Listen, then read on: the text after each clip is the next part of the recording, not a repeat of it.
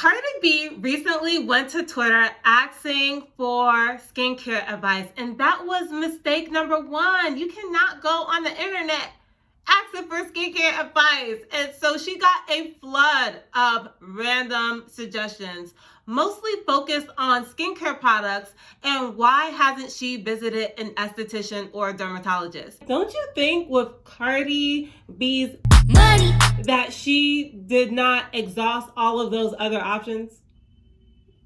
I don't understand. So they recommended CeraVe, they recommended Drunk Elephant, just all of these random recommendations that to me just shows the biggest problem in skincare, that we think that everything can be solved topically, that you just put this miracle cream on and it is going to magically just clear up all of your acne. And that is not the case. I am just like very happy that she kind of shared her journey, because it shows you that money cannot get you clear skin. Acne does not care how much money you have. It does not care what you look like, how pretty you are. If it wants to get you, it will get you. Exhibit A, okay? And so just be mindful of that. Like, it is totally normal. A lot of times when you see these celebrities and influencers, they are either wearing makeup, photoshopping, face tuning, or some type of photo editing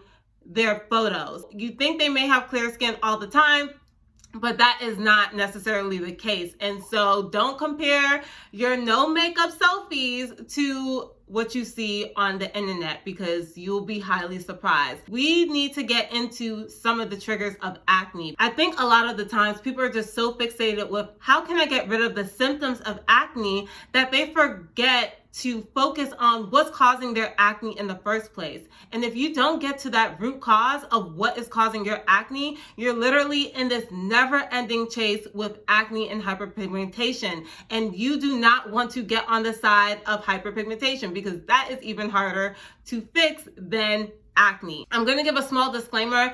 I'm very much focused on mild to moderate acne. I'm going to touch on severe acne at the end, but a lot of the things that I'm referencing is to mild to moderate acne. There are 6 environmental factors that impact our skin health. The first one is stress. And I've mentioned this a few times, but when you're stressed, it can increase your cortisol levels. And so cortisol can increase sebum production in the skin, which can clog your pores and create additional acne.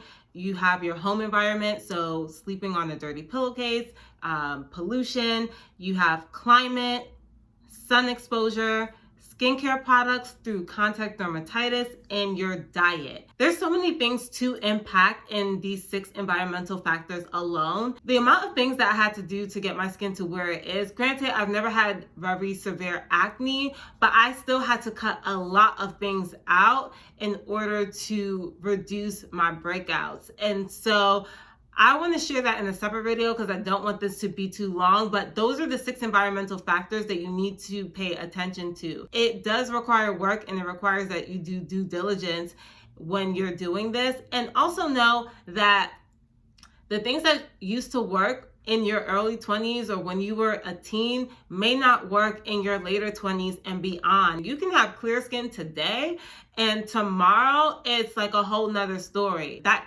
could be a reality for many people. I know sometimes it is a reality for me. I feel like I break out at least once or twice a month. And that is with me practicing very, very strict lifestyle and diet. And so keep that in mind. That is not like a perfect solution where it's like you're never going to see a pimple or whatever. If you're acne prone, you're acne prone. You're probably going to get acne because we're also human, right? We're going to mess up and we're not going to do this perfectly. If you tried lifestyle and diet and you try monitoring the 6 environmental factors that contribute to acne and skin health, then it could be something a little bit deeper. And so I want to kind of highlight Keke Palmer's story. I've been kind of tracking her story for a while now. She struggled with acne for a very long time, and she talked about, seeking out professional help, people paying for her to get treatments, and nothing was working. She tried the lifestyle and diet, that wasn't working.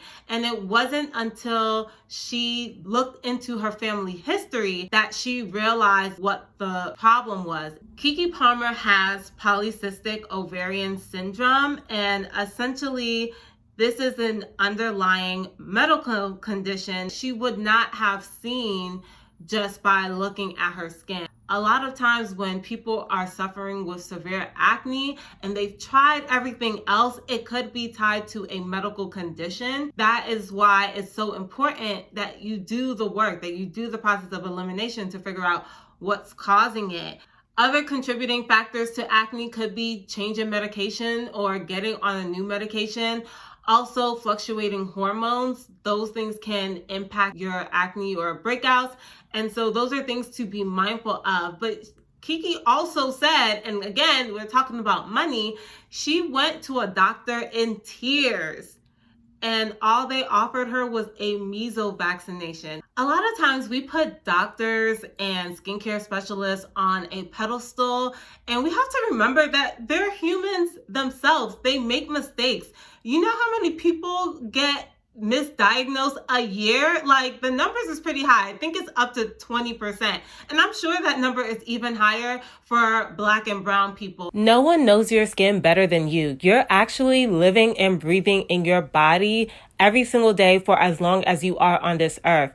Don't expect someone who is looking at your skin for 5 to 10 minutes and doing an assessment to know your skin better than you. I always say, do the work first.